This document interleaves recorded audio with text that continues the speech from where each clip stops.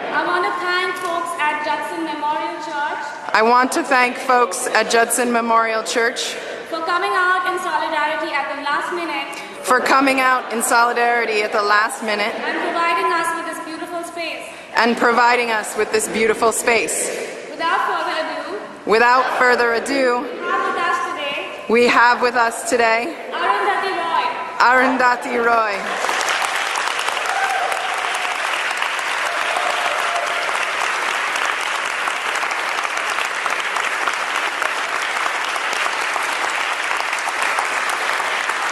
Thank you, Arundhati.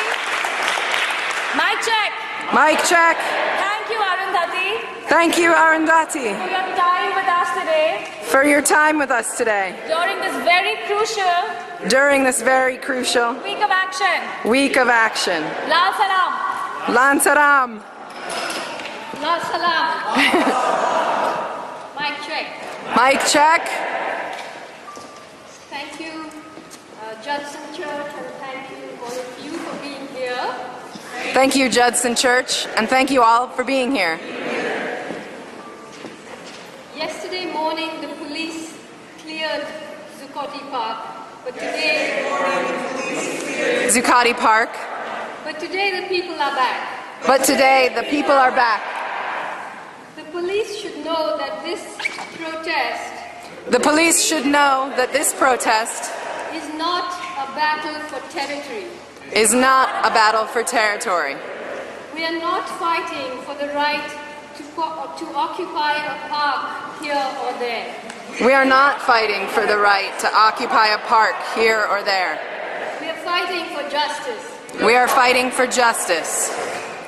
Justice not just for the people of the United States, but for everybody. But for everybody. But for everybody. What you have achieved since September 17, What you have achieved since September 17th, when the Occupy movement began in the U.S., when the Occupy movement began in the U.S., is to introduce a new imagination, a new political language a new political language into the heart of empire. into the heart of empire. You have reintroduced You have reintroduced the right to dream the right to dream in a system that tried to turn everybody into zombies, in a system that tried to turn everybody into zombies, mesmerized into equating mindless consumerism mesmerized into equating mindless consumerism with happiness and fulfillment. with happiness and fulfillment. As a writer, let me tell you, As a writer, let me tell you, this is an immense achievement, this is an immense achievement, and I cannot thank you enough. and I cannot thank you enough. We were talking about justice. We were talking about justice.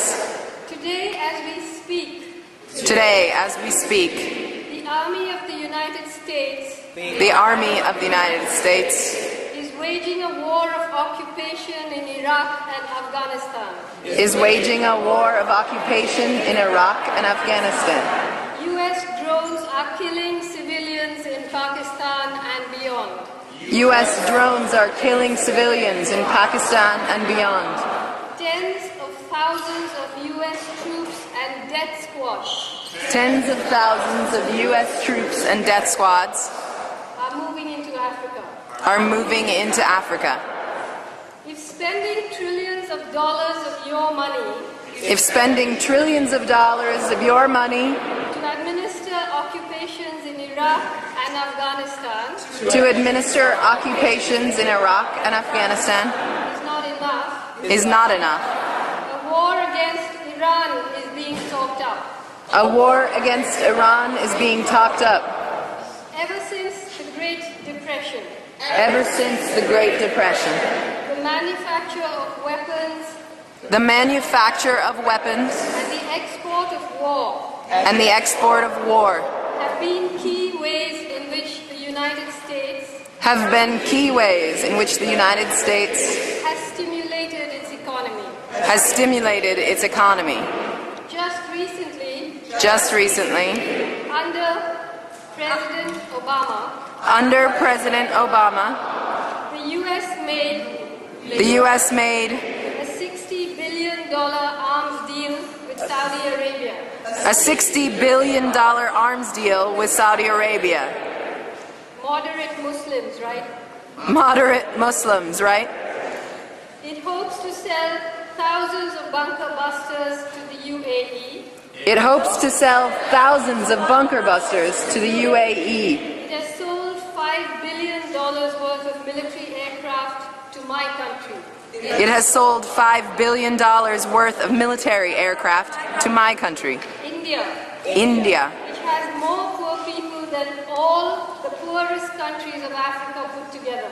Which has more poor people than all the poorest countries of Africa put together. All these wars,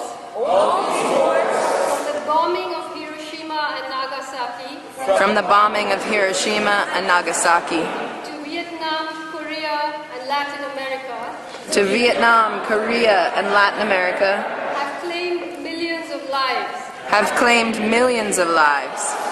All of them fought to secure the American way of life. Today we know that the American way of life, the model that the rest of the world is meant to aspire towards, has resulted in 400 people owning the wealth of half of the population of the United States. It has meant thousands of people being turned out of their homes. It has meant thousands of people being turned out of their homes and their jobs, while the U.S. government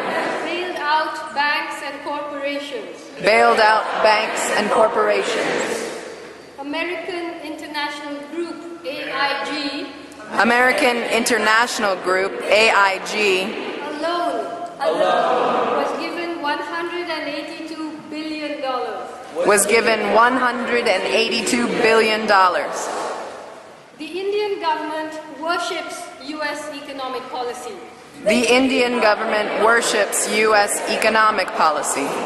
As a result of 20 years of the free market economy, today 100 of India's richest people own assets worth 1/4 of the country's GDP. While more than 80%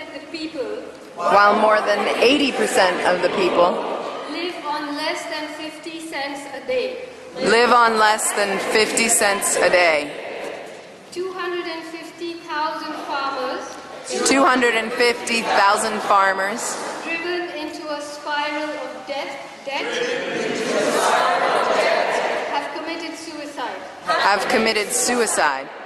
We call this progress. And now think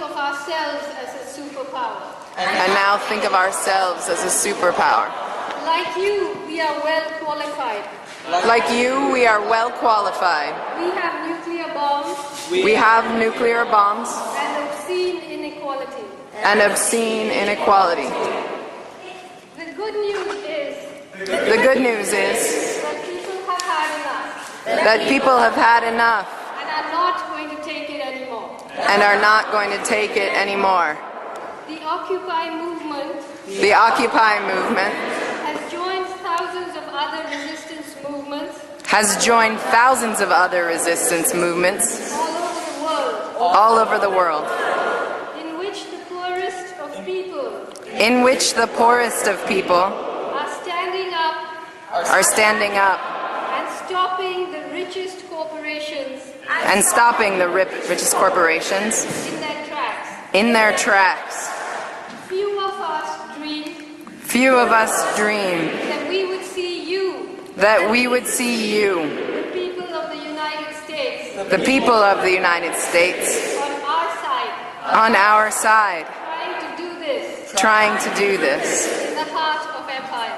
in the heart of empire. I don't know how to communicate I don't know how to communicate the enormity of what this means.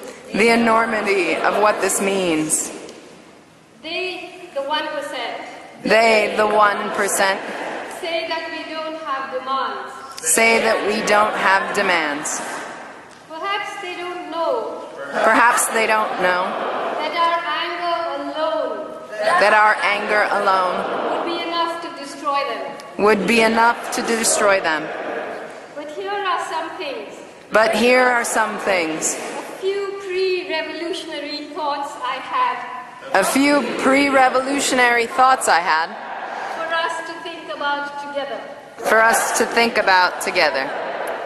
We want to put a lid on this system that manufactures inequality. We want to put a lid on the system that manufactures inequality. We want to put a cap on the unfettered accumulation of wealth and property. We want to put a cap on the unfettered accumulation of wealth and property By individuals as well as corporations. by individuals as well as corporations. As capitalists and Luddites, As Cappists and Liddites, we demand one, an end to cross-ownership in businesses. an end to cross-ownership in businesses. For example, For example, weapons manufacturers cannot own TV stations. weapons manufacturers cannot own TV stations. Mining corporations cannot run newspapers. Mining corporations cannot run newspapers. Business houses cannot fund universities. Business houses cannot fund universities. Drug companies cannot control public health funds. Drug companies cannot control public health funds. 2. 2. Natural resources and essential infrastructure. Natural resources and essential infrastructure.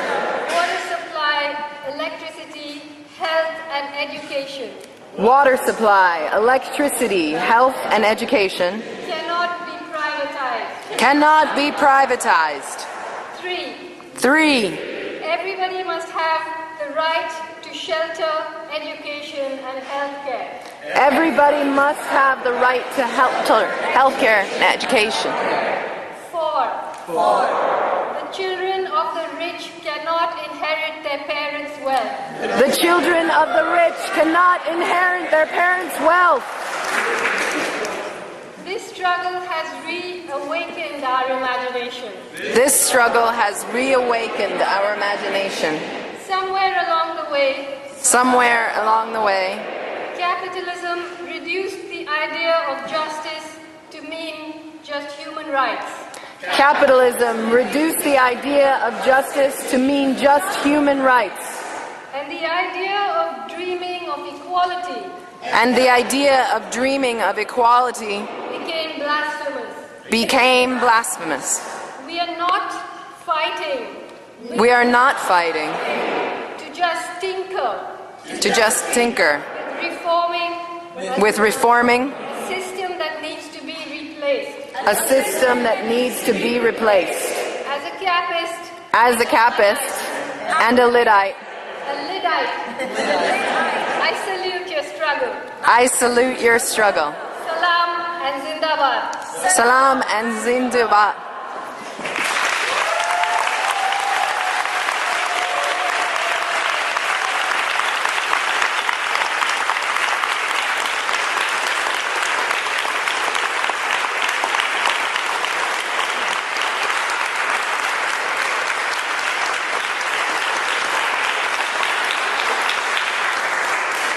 We now have a brief time for questions. If you have something you would like to ask Arundhati, please raise your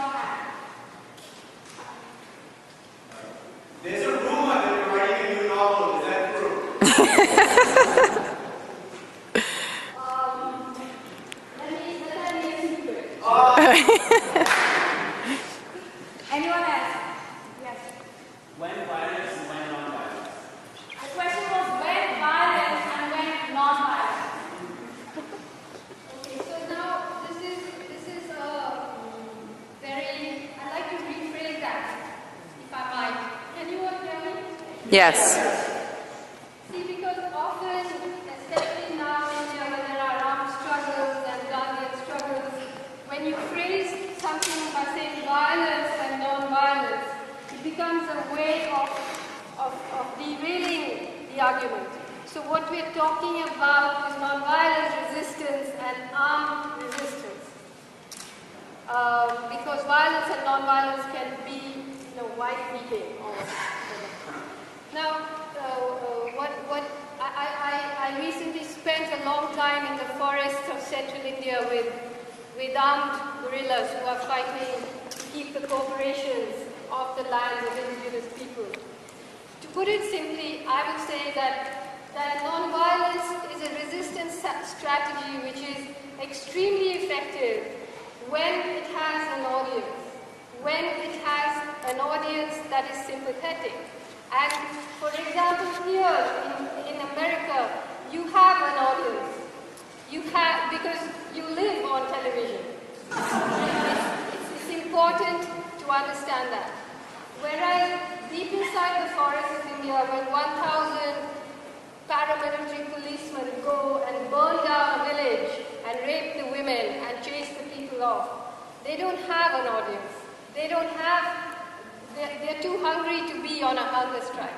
So to me, the use of arms or non-violence is not always an ideological thing. It's a tactical thing. And people have to understand and study very carefully what tactics they will employ in order not to be crushed, in order for a resistance to be successful.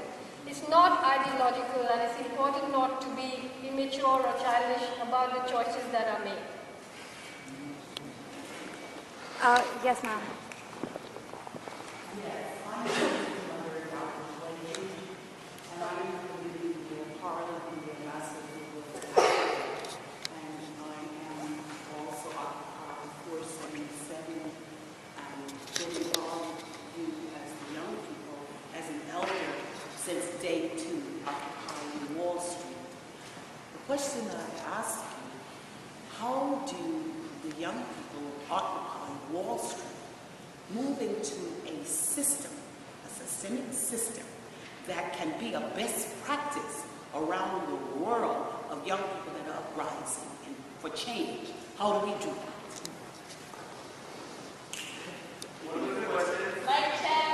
Can you repeat it, Dr. The question was, how do young people occupy Wall Street, which I'm assuming you mean is an abstraction. It's a systemic change that is required. How do young people across the world join in creating this kind of a systemic change? Right, as a best practice. As a best practice. In the world. See, I think that for many years, the media in America has conspired to keep the people of the United States ignorant about what's going on in the rest of the world. There have been huge struggles, and there are enormous struggles going on across the world. I come from India, and I can tell you that the whole place is in ferment. And for us, this is already a practice. For us, it's already the fact that when 200,000 people gather in a village in India to protest a mining corporation, it's not even reported in the local papers. But when 1,000 US citizens gather on Wall Street, it's almost a revolution. And that's important. It's important for us. I'm not trying to minimize it. I'm saying, this exchange of solidarities is already practiced. And I think that the movement here has to find ways of reaching out into other communities within the United States who perhaps are almost too marginalized to even join the occupation. There must be, I don't live here, and I haven't traveled a lot in the United States, but when I do, sometimes I ask my friends, is there apartheid here? Where are the black folks? They're not around, you don't see them in restaurants or at meetings and so on. But all these solidarities have to be made because that's how it will come, the practice will come. In India today, the poorest people in the world have stopped the richest mining corporations in their tracks because they're just putting their bodies on the line. In the US, I would love to see a movement that stops the transport of weapons, that actually locked out the weapons manufacturers, that did not allow the missiles to be moved onto ships to make war against other people to stimulate the economy here. Yes, ma'am.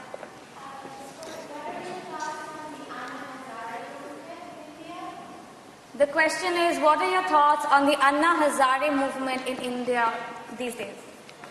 I don't know whether how many people know about it, but it's a movement that captured the imagination of the Indian media, especially the corporate media and the Indian middle class, a movement against corruption. I guess the closest equivalent would be the Tea Party movement here.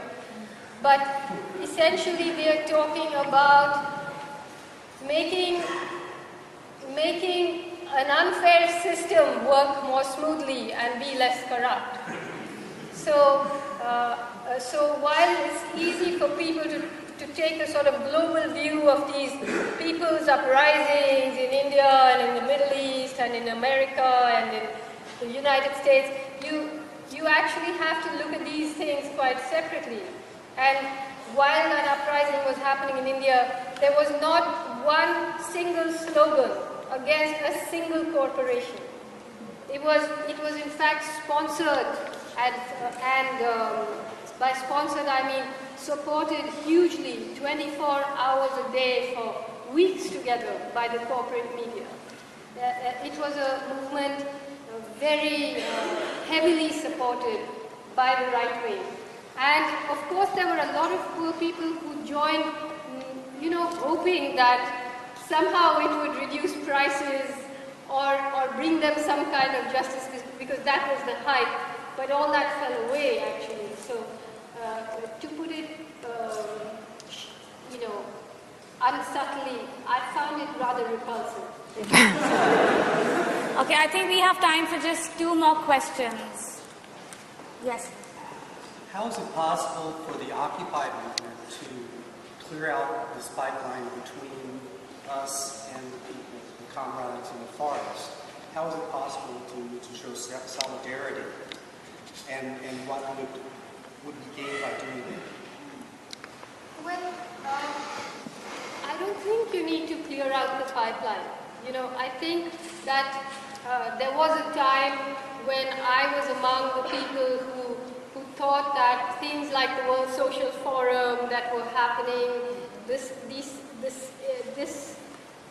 effort to have real sort of logistical solidarity was very important. And then I found that all the best activists were just turning into travel agents, booking people's tickets from Porto Alegre to Bombay and, organizing these meetings. The whole thing was becoming NGO-ized. I think it's important for everybody to fight their own battles with the same imagination that people are fighting within other places. But it's important for you to dismantle things here and allow people to fight their battles there while you understand each other. But I think one of the main things I would like to say is that people need to expose the connections between corporations, media, NGOs, all of this. For example, in India there's an iron ore mining company which is displacing thousands of indigenous people with its steel plants and its mines. The CEO of that company is a member of parliament. He's also the chairman of the National Flag Foundation because he won the right to fly the national flag on his house. They also have a global law school where they teach, environmental law and all the biggest sort of international lawyers come there as faculty. They're now going to start a global school of public policy. They also support a lot of cutting-edge artists working in stainless steel. They recently held a protest workshop where all the activists and poets and radical people came to recite their poetry and talk about protest. So you see, these people, these corporations generate so much money that they can be the governor in the government, they can have the flag, they can have the media, they can be the resistance and the oppressors, they can be everybody, you know. It's like a Hindu mythological in which you can call the gods and the demons and everybody can be everybody. So these are the links that need to be broken. So that the media, for example, it's not that journalists are bad people or editors are evil, but just the way it's structured. Everything comes from corporate advertising. So how can you expect it to function otherwise? It's structurally built to perpetuate a system that is creating the problem. And can the imagination that created the problem solve it? I don't think so.